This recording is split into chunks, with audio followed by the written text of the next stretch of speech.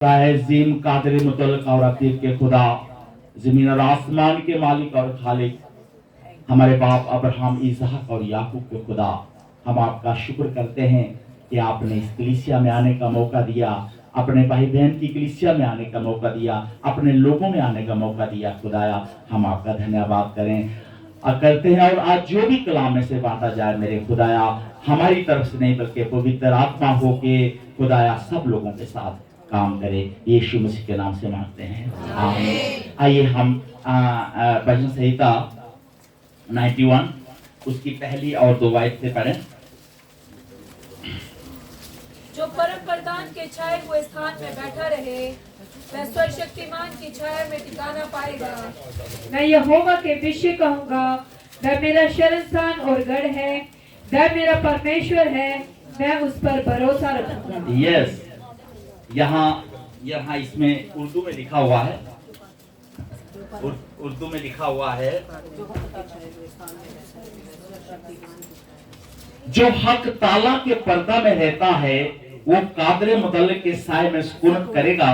और इसकी अगली आयत भी पढ़नी है, मैं खुदावंत के बारे में कहूंगा, वही मेरा पन्हा और मेरा घर है। परम प्रधान जो खुदा के साए में रहता है। हम जितनी भी गुआहियां हमने सुनी है, जितना भी हम परमेश्वर के दास के द्वारा हमने सुना है, परम प्रधान के साए में रहना, उस कादर मुतल्लिक के पर्दे में रहना, उसके घर में रहना। और फिर क्या होता है जब हम उस परम प्रधान के पर्दा में रहते हैं बहनों भाइयों बच्चों, तो आपने सुना होगा कि पुराने राजा महाराजा हुआ करते थे, उनके किले हुआ करते थे। और वो जो किले थे, वो जहां जिस घर में वो रहते थे, तो क्या था कि वो कम से कम ये हमारी दीवार अगर 10 फीट की है ना, तो वो दीवारें कम से कम 100 फीट की हुआ करती थी। इसका मतलब था कि किले के अंदर राजा रहता था, राजा के रिश्तेदार रहते थे, बच्चे रहते थे राजा के, ताकि रात बरात में दूसरा राजा अचानक से आकर उन पर हमला ना कर दे। उसको किला उर्दू में कहता है, वो उसके किले में सुकूनत के साथ रहेंगे। मेरी बात समझिए आप, राजा का सुरक्षित घर, जहां पर राजा के बच्चे, उसके रिश्तेदार अंदर रहते थे, वो सुरक्षित रहते थे राजा के उस किले के अंदर, उस घर के अंदर। मैं आपको बताना चाहता हूं कि जो लोग परमेश्वर के किले में रहते हैं, परमेश्वर के उस पर्दा में रहते हैं, परमेश्वर की उस हुजूरी में रहते हैं, उनको कोई भी डर नहीं है, उनको कोई भी खतरा नहीं है, उनको किसी भी परेशानी का सामना नहीं करना पड़ता। हमारा खुदा जो है भला खुदा है। हमारा खुदा उर्दू में लिखा है रहीम और करीम खुदा है। वो कहर में धीमा और शफकत में नहीं खुदा है। लेकिन किन के साथ? जो उस परम प्रधान के उस साए में, उसके किला में रहते हैं, उसके पर्दा के अंदर रहते हैं। हम यूहन्ना की किताब में 3 बाब में पढ़ते हैं, खुदा ने दुनिया से ऐसी मोहब्बत रखी कि उसने अपना इकलौता बेटा दे दिया, ताकि जो कोई उस पर ईमान लाए हलाक ना हो बल्कि आम सी आई थी। इसका मतलब आप सब समझते हैं, लेकिन अपना बेटा परमेश्वर ने पूरी दुनिया के लिए दिया। लेकिन एक है, जो उस पर ईमान लाएगा वो नाश नहीं होगा बल्कि हमेशा की जिंदगी पाएगा। जिसने उस पर ईमान लाया, जिसने उस पर विश्वास किया, वो परम प्रधान के पर्दा में आ गया, बाकी नहीं। क्योंकि खुदा का कलाम सच्चा है, खुदा का कलाम सच्चा है। और जब हम उस परम प्रधान के पर्दा में आ जाते हैं ना, तो खुदा की सुरक्षा में आ जाते हैं, खुदा के घर में रहते हैं, खुदा के पर्दा में रहते हैं, खुदा के उस घर में रहते हैं, खुदा की सुरक्षा में रहते हैं। मूसा खुदा के साथ जिद करने लगा, खुदावंद मैं तुझे देखना चाहता हूं। क्या कहता है मूसा? खुदावंद मैं तुझे देखना चाहता हूं। खुदा ने कहा नहीं मूसा, तू मुझे नहीं देख सकता। अगर तू मुझे देखेगा, मेरे चेहरे को देखेगा तो तू मर जाएगा। मूसा ने कहा खुदावन मुझे मरना मंजूर है, लेकिन मैं तुझे देखना चाहता हूं। मेरे बहनों भाइयों बच्चों, मैं आपको बताना चाहता हूं, हम अगर सुरक्षित रहना चाहते हैं, अगर हम बरकतें पाना चाहते हैं, अगर हम खुदा के खादम की तरह बनना चाहते हैं, हमें उस परम प्रधान के पर्दा में जरूर आना ही पड़ेगा। अगर हमारे बच्चे सुरक्षित रहे, हमारे बच्चे इज्जत पे इज्जत। यूहन्ना पहले बाब में लिखा है कि तुम पर फजल पे फजल हुआ है। फजल हिंदी में क्या है? अनुग्रह पे अनुग्रह, एक नहीं दो बार लिखा है। तुम पे क्या हुआ है?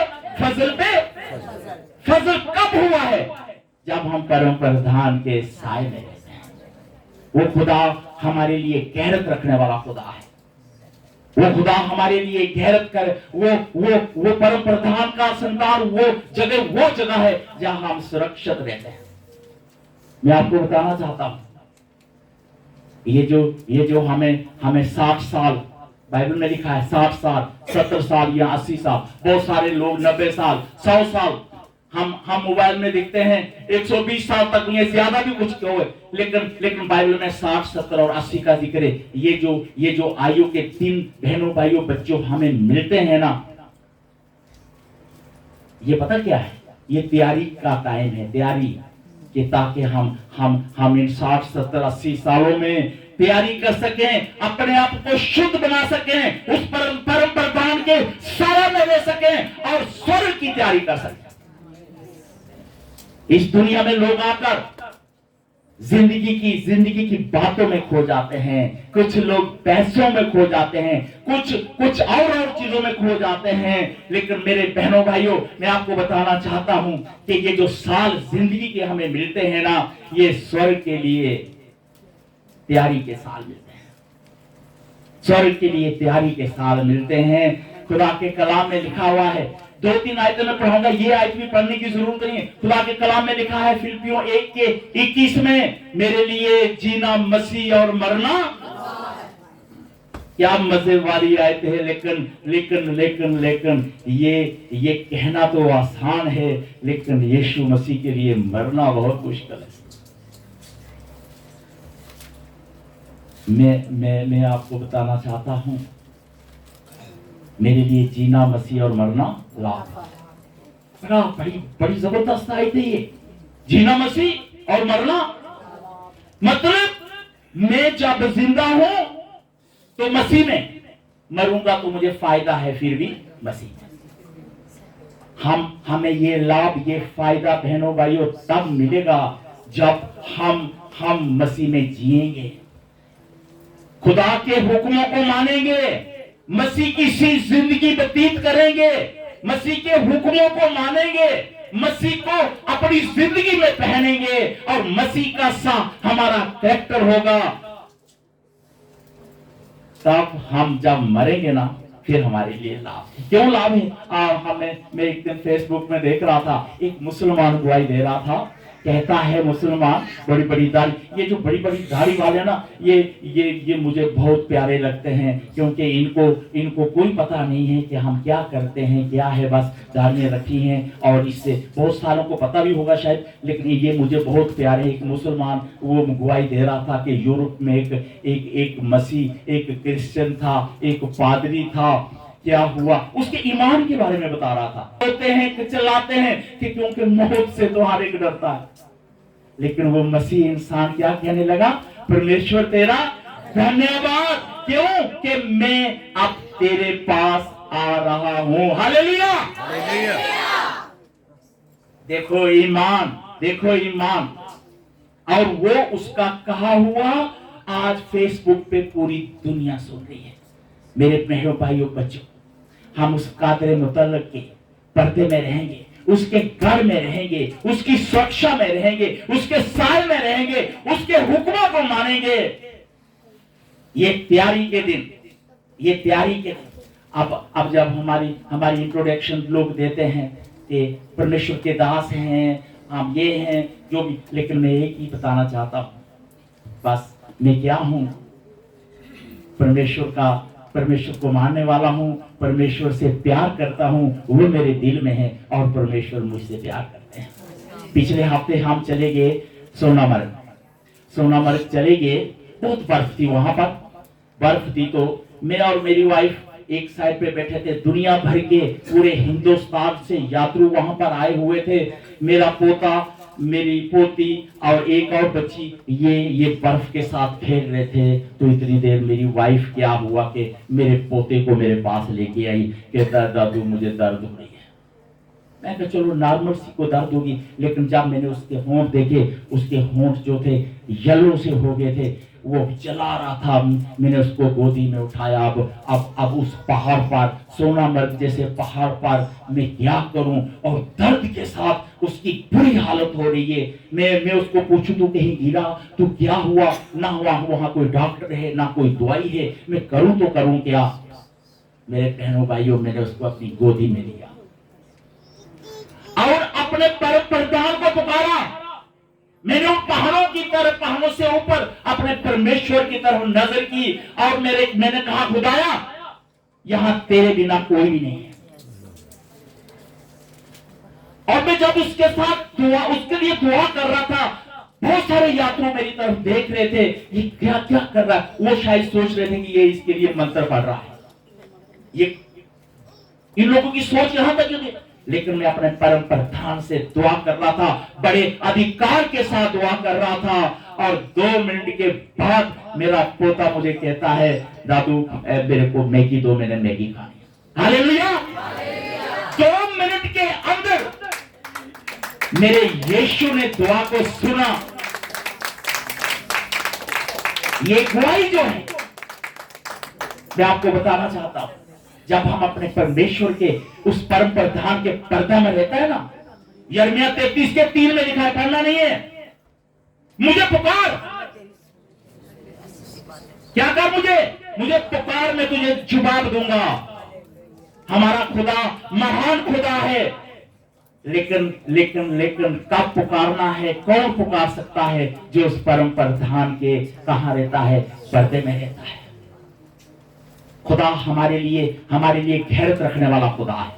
खुदा कौन है? हमारे लिए गैरत रखने वाला खुदा है। हमारा हर वक्त ध्यान रखने वाला खुदा है। अगर दूसरा व्यक्ति हमारी तरफ बुरी नजर कर ले, अगर शैतान हमें सताने की कोशिश कर ले, तो गैरत हिंदी में क्या कहते हैं? जलन रखने वाला खुदा है। योएल नबी की किताब में अगर ये आयत कोई पढ़ ले, छोटी सी आयत है, योएल नबी की किताब और उसके 2 बाब का 18 आयत कोई पढ़ ले अगर,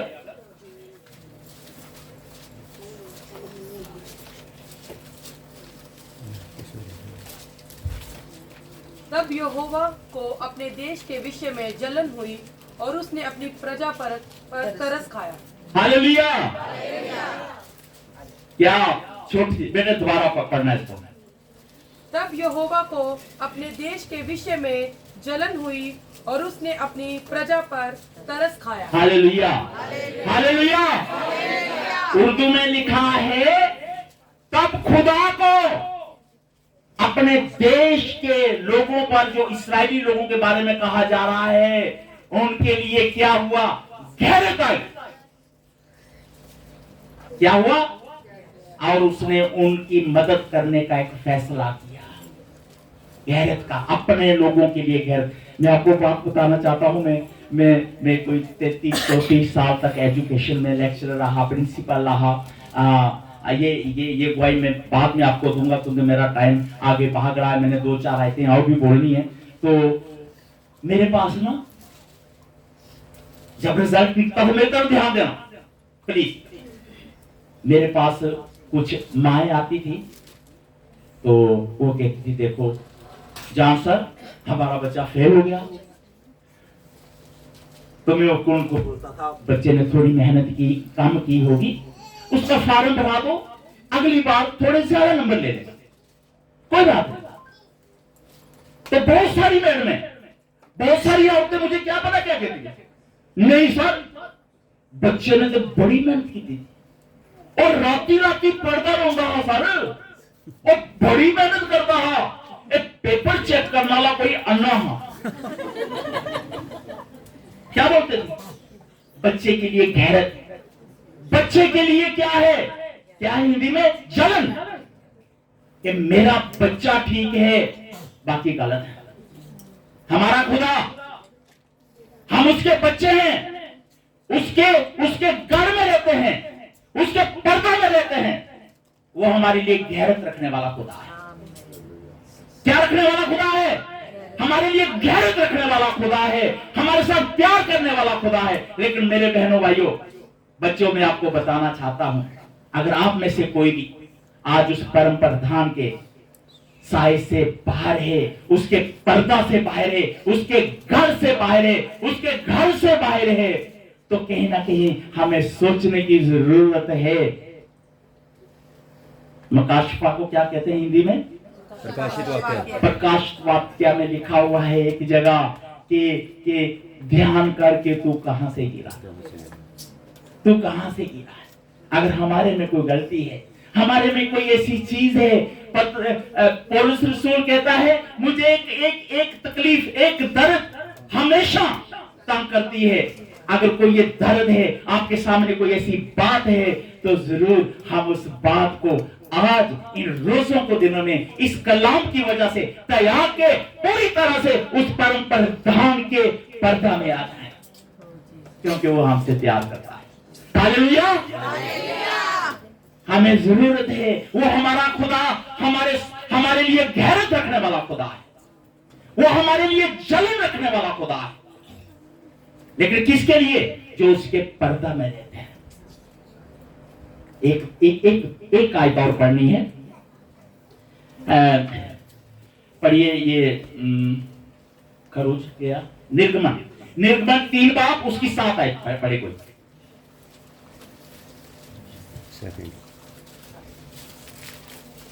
फिर यहोवा ने कहा, मैंने अपनी प्रजा के लोग जो मिस्र में हैं उसके दुख को निश्चय देखा है, और उनकी चिल्लाहट परिश्रम करने वालों के कारण होती है, उसको भी मैंने सुना है, और उनकी पीड़ा पर मैंने चित्त लगाया है। Hallelujah, hallelujah. मैं ये आयत दोबारा नहीं पढ़ाऊंगा। खुदा ने कहा, मेरी तरफ ध्यान देना, ये आयत आप बाद में पढ़ लेना। निर्गमन 3 की 7 आयत में लिखा है, तब यहोवा ने कहा, मेरे इस्राएली लोग, मेरे लोग, हम और आप, तब की एग्जाम्पल हम ले सकते हैं, जिनको मिस्रियों के हाथों से सताया जाता है, उनकी पीड़ा को 3 चीजें लिखी है यहां पर। मैंने देखा है, बेहतर ध्यान देना, मैंने देखा है, मैंने सुना है, और मेरा चित्त हमेशा उन पर लगा रहता है। इस बात समझाई आपको? जो परम प्रधान के पर्दा में रहते हैं ना, जो उसके साथ प्यार करते हैं, जो उसके हुक्मों को मानते हैं, जो उसके मुताबिक चलते हैं, उनके बारे में क्या लिखा हुआ है? मैंने उनकी पीड़ा को देखा है, सुना है, और मेरा चित्त हमेशा उनके दुखों पे, परेशानियों पे लगा रहता है। और आगे 8वीं आयत पढ़ना बेटे, आगे देखो, इससे भी जबरदस्त लिखा है, इसी की 8वीं आयत। इसीलिए अब मैं उतर आया हूँ कि उन्हें मिस्रियों के वश से छुड़ाऊं। बस इतना ही, आगे वाली आयत बाद में पढ़। और उस गैरत के साथ खुदा क्या कहता है? अब मैं उतर आया हूं। क्या है? कितनी मजा। हालेलुया। पहली आयत में क्या लिखा है? मैंने अपने लोगों के दुख को, परेशानियों को, उनकी बीमारियों को, उनके कर्जा को मैंने देखा भी है, सुना भी है, और मेरा चित्त भी उन पर लगा रहता है। और हमारा खुदा फिर क्या कहता है? अब मैं उतर आया, खुद उतर आया है खुदा। जैसे सोना वर्ग में मेरा पोता बीमार हो गया, मैंने हुजूर खुदा को ऐसे महसूस किया कि खुदा खुद आ गया है। हालेलुया। हमारा खुदा हमारे लिए गैरत रखने वाला खुदा है। जो उसके साथ चलते हैं ना, वो उनको देखता रहता है, उनकी बातों को सुनता रहता है, और उसका चित्त हमेशा हमेशा हमेशा उनमें लगा रहता है। अगर उनको कोई दुख देगा ना, वो देख रहा है, सुन रहा है, चित्त उनके बीच में है, फिर खुदा खुद आता है। अपने विरोधियों को माफ करो, उनके लिए दुआ करो। बदला लेने वाला हमारा खुदा है। और कौन खुदा?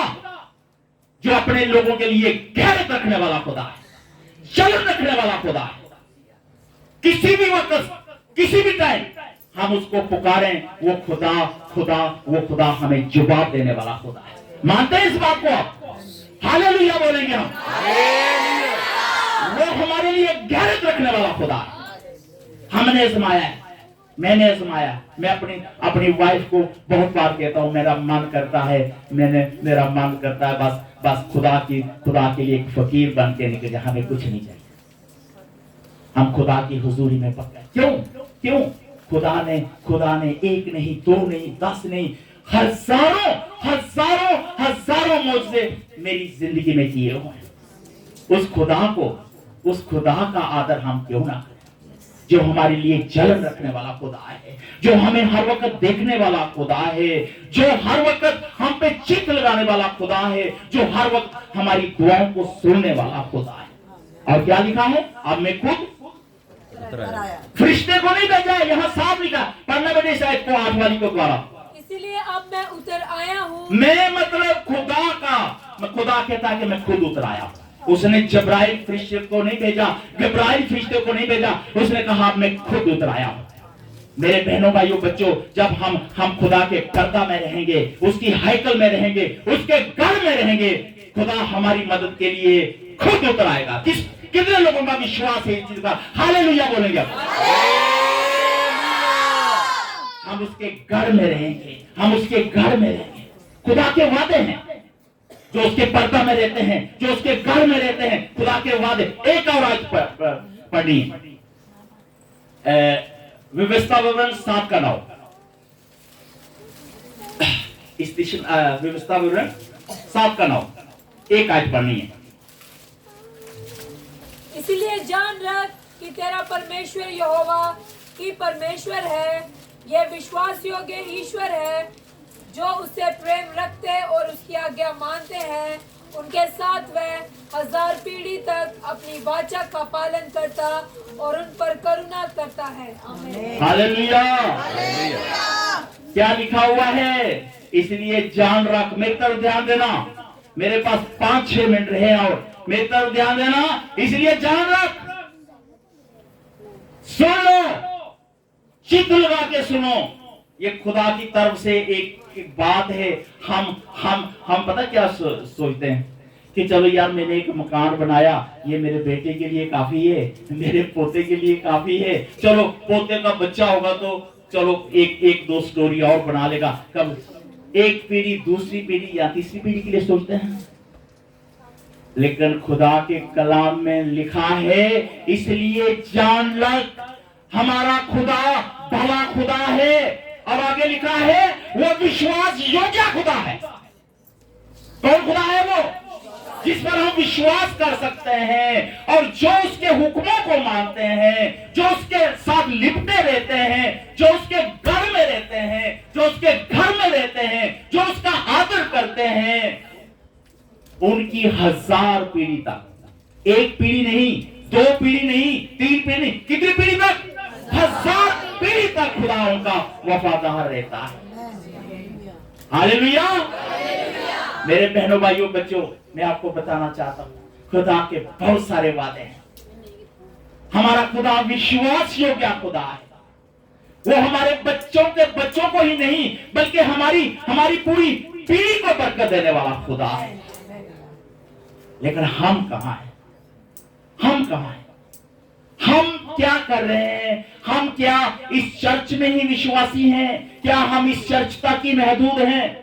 मैं आपको बताना चाहता हूं, अगर हम अपने खुदा के साथ विश्वास योग्य रहेंगे ना, खुदा पीढ़ी दर पीढ़ी हमें हमारी विश्वास योग्यता को याद रखते हुए हमारी पीढ़ी को क्या करेगा? खुदा बरकत देगा। मेरा मेरा मेरा बाप पादरी था, मेरे दादा भी परमेश्वर के साथ चलते थे। मैं भी अब हम बिशप साहब की बात करते हैं, इनके पापा का बहुत बार मैंने प्रचार सुना, बहुत बार। खुदा के साथ चलते देखो, आगे पीढ़ी आगे पीढ़ी आगे पीढ़ी, खुदा बरकत देता है। वहां पर लिखा है कौन है खुदा? विश्वास योग्य खुदा है, वो भला खुदा है। मैं आपको बताना चाहता हूँ, अगर आज भी हम कहीं ना कहीं खुदा की इस हुजूरी से, खुदा के उस पर्दा से, खुदा के उस गढ़ से, खुदा के उस घर से अगर दूर हैं, तो हमें सोचने की जरूरत है कि वो खुदा जो हमेशा हमें देखता रहता है, जो हमें सुनता रहता है, जिसका चित्त हम पर लगा रहता है, हम अगर कहीं ना कहीं दूर हैं तो उस परमेश्वर के साए में हम जरूर आए। तो मैं आपको बताना चाहता हूं कि कहीं ना कहीं अगर हमें कोई कमजोरी है, ये कलीसिया खुदा की कलीसिया है, खुदा के महान दास की, जो खुदा के महान दास जाके इतने जगहों पर, इतनी जगहों पे मैंने वो गवाही सुनी कि एक लंगड़ा चल नहीं सकता था, वो चलना शुरू हो गया, गूंगे बोलना शुरू हो जाते हैं। खुदा के इतने सामर्थी कलीसिया के लिए मैं ये बताना चाहता हूँ, अच्छी कलीसिया। अगर किसी शख्स को अगर ऐसा महसूस होता है आज कि नहीं, मैं उस खुदा के घर से, खुदा के पर्दा से, खुदा के घर से, खुदा की हुजूरी से दूर हूं, तो कहीं ना कहीं हमने क्या काम करना है? उस पर्दा के अंदर दोबारा आने की कोशिश करनी। खुदा ये जो जिंदगी के कुछ साल हमें मिलते हैं ना, ये तैयारी के साल हैं, ये कुछ भी नहीं है। इन सालों में हमने अपने परमेश्वर को नहीं भूलना है, हमने परमेश्वर की हुजूरी में रहना है। मैं श्रीनगर में सेवा करता हूँ और हम दोनों इन टच रहते हैं, और मैं भी सोच रहा हूँ कि कब पादरी साहब हमारे पास आएंगे, सिस्टर जी आएंगे, और मैं जरूर चाहता हूं कि आप लोग भी बीच में चक्कर लगाने के लिए जरूर आओ। कश्मीर को भी देखो आके, जब यहाँ पर बहुत ज्यादा गर्मी होगी तो। लेकिन मैं एक ही बात बताना चाहता हूं कि हम जब भी मिलें, मैं बहुत देर से यहाँ पर इस चर्च में आने के लिए सोच रहा था, लेकिन आज मेरे परमेश्वर ने मुझे यहाँ आने का मौका दिया। मैं परमेश्वर का लाख लाख धन्यवाद करता हूँ। लेकिन हम आपके लिए दुआ, मैं आपको बाय नेम तो किसी को नहीं जानता हूँ, लेकिन मैं इतना जरूर दुआ करूंगा कि डोगरा हाल की बिशप यूनुस की कलीसिया के एक एक बच्चे पर खुदावन तेरी सुरक्षा, तेरी हुजूरी बनी रहे। आप भी जरूर हमारे लिए दुआ करना, क्योंकि ये मैं नहीं कह रहा हूँ, ये खुदा के कलाम में लिखा हुआ एक आयत क्लास में पढ़नी है दुआ के लिए। अय्यूब 42 बाब उसकी 10 आयत पढ़नी। जब अय्यूब ने अपने मित्रों के लिए यस, ये मैं हर कलीसिया में जाके बोलता हूँ। वहां पे लिखा है जब अय्यूब ने अपने किसके लिए दुआ की? खुदा ने उसकी मदद की, उसको दुगना तिगना चुगना दे दिया। हमारे लिए दुआ करना। अगर आपने दुगनी बरकत पानी है, तिगनी बरकत पानी है, चुगनी बरकत पानी है, तो हमारे लिए जरूर दुआ करना, ताकि हमारी हदूद को, हमारी सेवा को हमारा परमेश्वर वहां पर बढ़ा सके और हमारी सुरक्षा कर सके। Thank you very much. और मैं धन्यवाद करता हूँ बिशप साहब का, उनकी पूरी कलीसिया का, उनकी टीम का, उनके एल्डर्स का, जिन्होंने मुझ ना चीज को यहाँ पर आने का मौका दिया और इस डाइट से बोलने का मौका दिया। मैं चाहूंगा कि फिर कभी जब परमेश्वर टाइम देंगे जरूर आपके बीच में आएंगे और आपके साथ मिलके परमेश्वर के नाम और कलाम की मिलकर हम मनादी करेंगे। धन्यवाद, धन्यवाद, धन्यवाद।